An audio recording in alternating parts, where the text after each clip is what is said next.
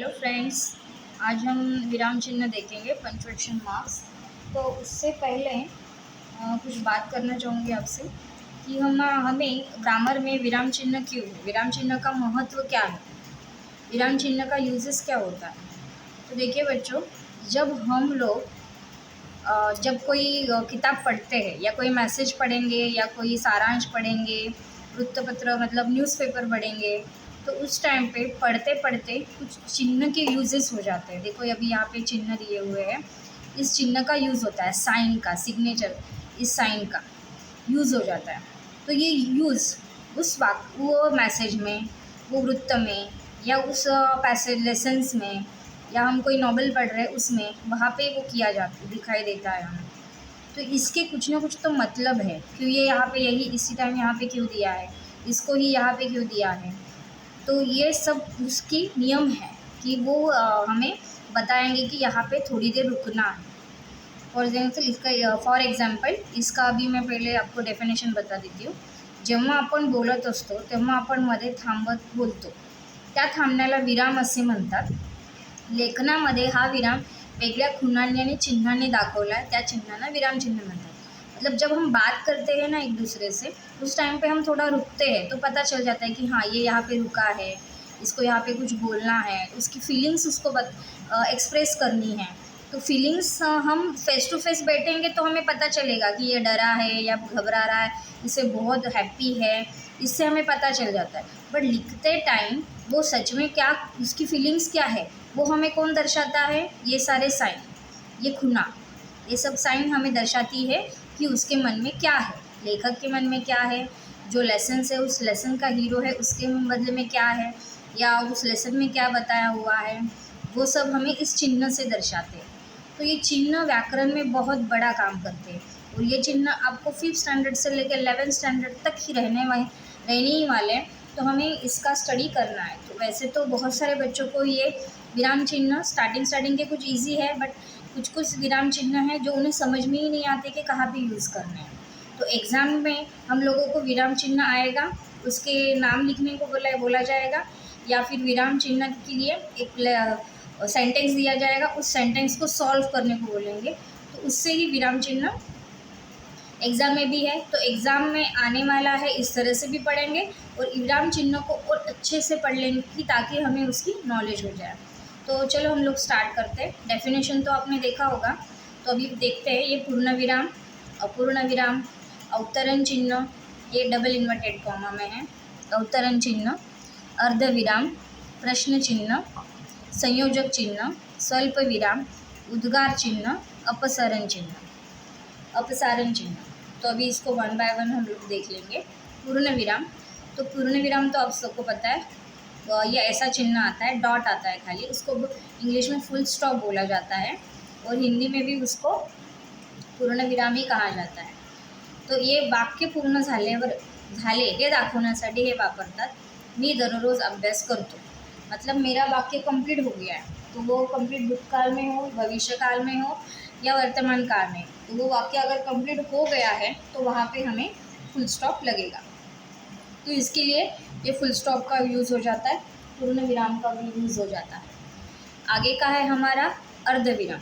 तो अर्धविराम हमें एक डॉट है, नीचे कॉमा है, इससे दर्शाता है। अर्धविराम, कॉमा और डॉट, दोन छोटी वाक्य उभयानवी अवयवांना जोडतात तेव्हा ती वापरतात। दो वर्ड्स है, उसको जॉइंट करना है हमें, तो ये वर्ड को यूज़ आ जाता है।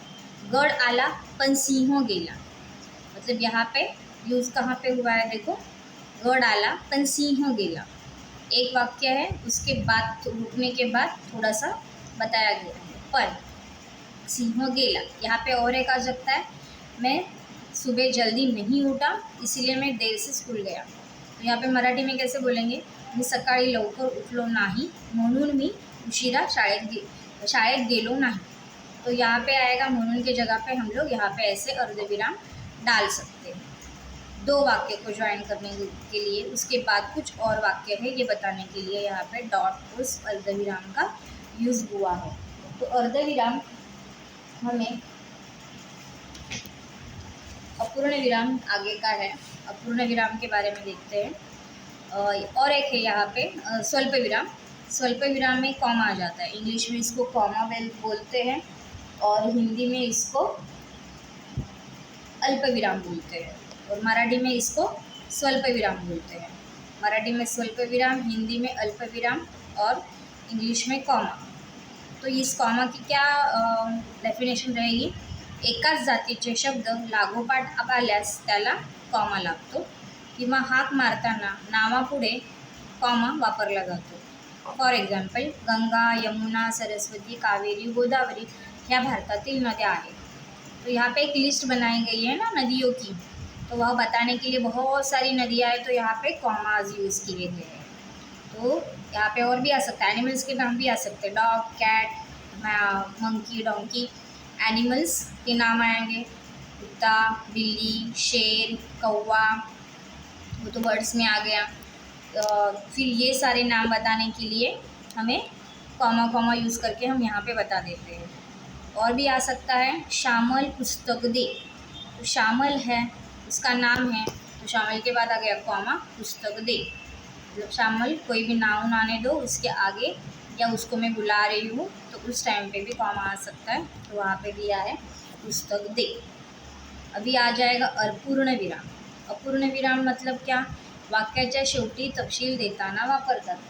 मतलब सेंटेंस के बाद और बहुत कुछ आने वाला है ये बताने के लिए, एक लिस्ट बताने के लिए हमें वह दो डॉट ऐसे अपूर्ण विराम डॉट ऐसे यूज़ किया जाता है।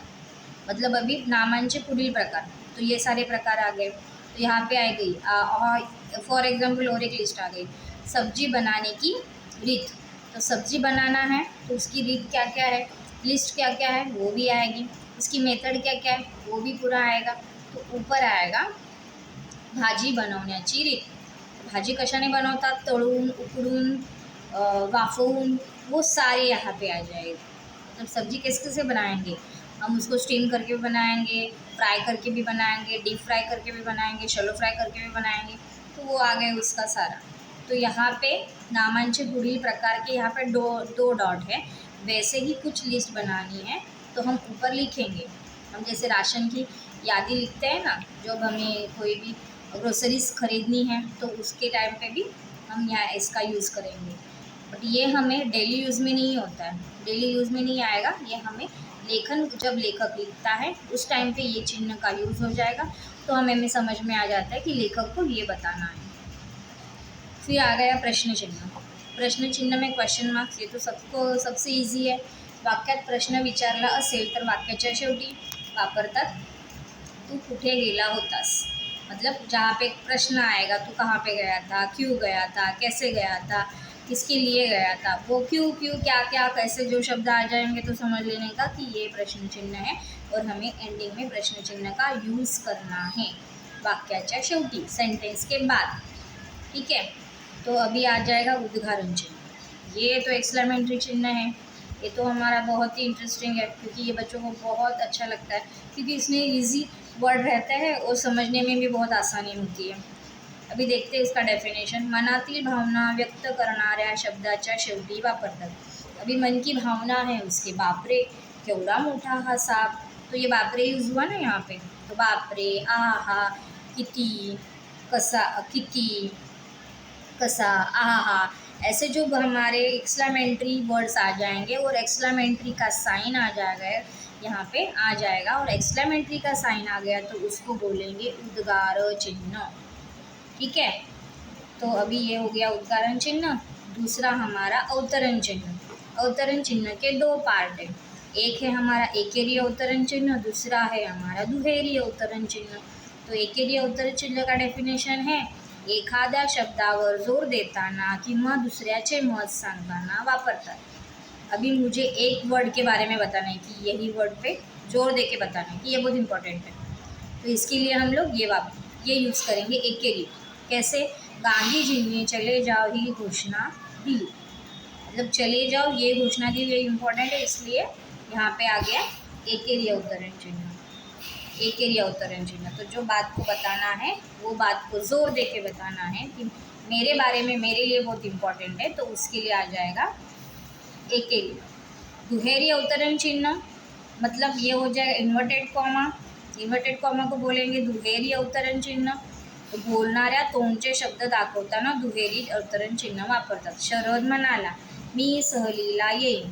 तो यहाँ पे इन्वर्टेड कॉमा क्या है, शरद ने जो बात बोली वो एज इट इज़ मुझे दूसरे उसको बतानी है, किसी और को बतानी है, तो आ जाएगा इन्वर्टेड कॉमा। यहाँ पे इन्वर्टेड कॉमा में हम लोग हमारी इम्पोर्टेंट, यहाँ पे भी इम्पोर्टेंट बात आ सकती है और किसी के मुंह ज़बानी जैसे एज इट इज़ बताना है तो हम लोग यहाँ पे दुहेरी अवतरण चिन्ह का यूज़ करते हैं। अभी है संयोजक चिन्ह, मतलब ये छोटी डॅश। तो यहाँ पे दोन शब्दांना जोडताना वापरतात। ओळीच्या शेवटी शब्द अपुरा राहिल्यास वापरतात। पहिला कंडिशन क्या है, दोन शब्द जोड़ताना वापरतात। विद्यार्थी प्रतिनिधि, दो कंपाउंड वर्ड्स मतलब फुटबॉल, देन फिर बाद में आ जाएगा फुटबॉल के बाद और ऐसे भी कंपाउंड वर्ड्स आ सकते हैं। तो वो दो कंपाउंड वर्ड को ज्वाइन करने के लिए ये यूज़ हो जाता है, ये छोटी डैश का यूज़ हो जाता है।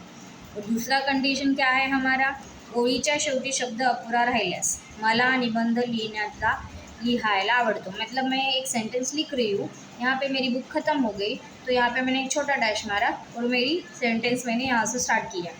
तो यहाँ पे हमें क्या पता चलता है, लेखक का यहाँ पे वर्ड रह गया था, उसने डैश करके अपना वर्ड कंटिन्यू किया, तब हम ये छोटी वाली डैश संयोजक चिन्ह यूज़ करेंगे। तो ये हो गया हमारा संयोजक चिन्ह। अभी अपसरण चिन्ह हो गया बड़ी वाली डैश, मतलब बड़ा डैश हो गया यहाँ पे। तो बोलता बोलता विचार मालिका तुटल्यास किंवा दूसरा डेफिनेशन है, कंडिशन है, स्पष्टीकरण द्यायचे असल्यास वापरतात। अभी यहाँ पे मी गेलो पण, तो यहाँ पे रह गया ना, उसका बोलना कुछ तो रह गया, उसने बोला ही नहीं, उसका मन ही नहीं किया, तो यहाँ पे रह गया। तो समझ लेने का कि यहाँ पे अपूर्ण है, वो उसने अपने मन की बात नहीं बोली, तो यहाँ पे बड़ी डैश यूज़ करेंगे। और दूसरा है स्पष्टीकरण द्यायचे असला, मुझे पूरा डिटेल में बताना है वो उसकी जिसके बारे में भी। तो ती मुलगी डैश जिने लाल रिबीन बांध लिया है डैश, ती पहिली आली, तो पूरा डिटेल में बताना है, तो ये हम लोग बड़ी डैश का यूज़ करते हैं। तो बच्चों आज हमने क्या क्या सीखा है, पूर्ण विराम, डॉट, अर्धविराम, डॉट और कॉमा, स्वल्प विराम, कॉमा, अपूर्ण विराम, दो डॉट, प्रश्न चिन्ह क्वेश्चन मार्क, उद्गारवाचक चिन्ह एक्सक्लेमेटरी मार्क, अवतरण चिन्ह दो, एकेरी अवतरण चिन्ह, फिर दुहेरी अवतरण चिन्ह इन्वर्टेड कॉमा, संयोजक चिन्ह छोटी डैश, अपसरण चिन्ह बड़ी वाली डैश। तो ये वाला हमने सीखा। इसमें से याद रखने वाली चीज़, पूर्ण विराम तो सारे बच्चों को आएगा। अर्धविराम मतलब कि कोई भी वर्ड बोलने के पहले जो पहला वर्ड इम्पोर्टेंट रहता है उसके पीछे अर्धविराम लगा देते।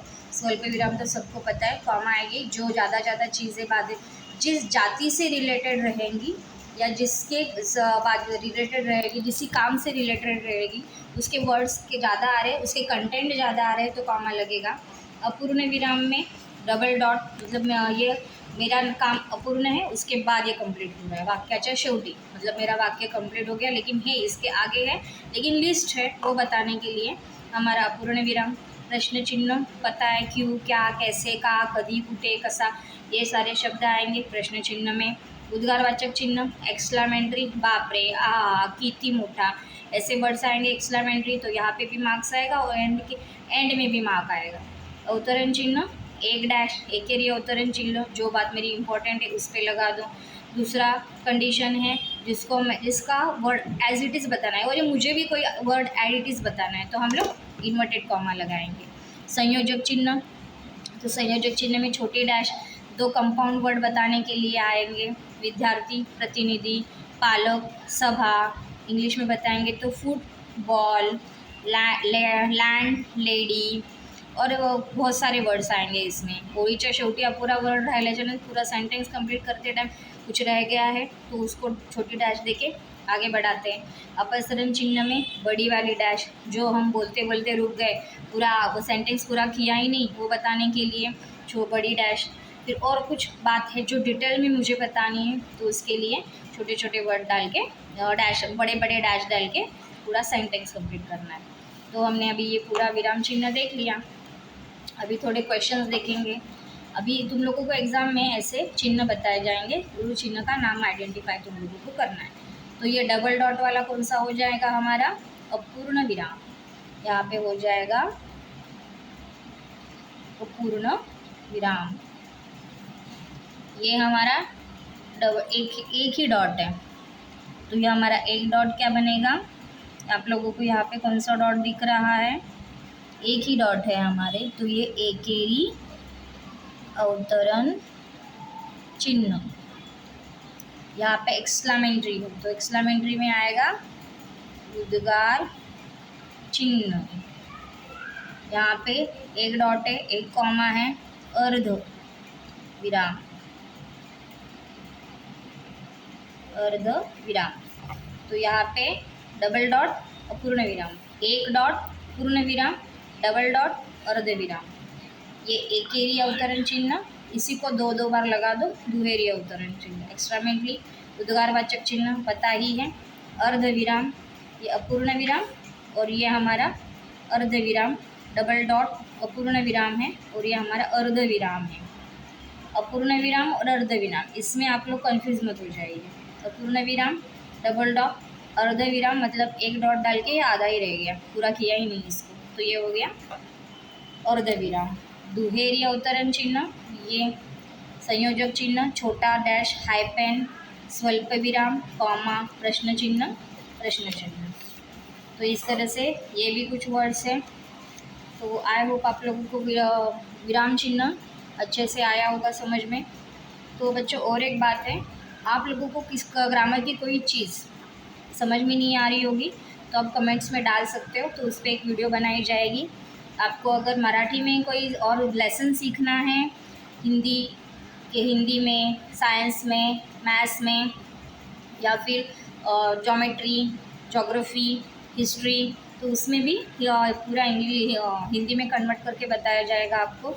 या फिर हिंदी मीडियम के बच्चों का मराठी मीडियम के बच्चों को अगर समझ में नहीं आ रहा है तो उस पर भी वीडियोस बनाई जा सकती हैं। आप बस कमेंट बॉक्स में डाल दीजिए। 5th टू लेकर 10th स्टैंडर्ड तक के सभी वीडियोस बनाए जाएंगे। एक एक धीरे धीरे सीरीज़ चालू होने वाली है, बट ज़्यादा महत्व बच्चों पे देने वाले हैं। अगर बच्चों को किसी सब्जेक्ट में ज़्यादा दिक्कत हो रही है तो उस पर हम वीडियो बना के आपका प्रॉब्लम सॉल्व करने की कोशिश करेंगे। तो आई होप ये वीडियो आपको ज़रूर अच्छा लगा होगा, तो लाइक, सब्सक्राइब, शेयर ज़रूर कीजिएगा। Thank you.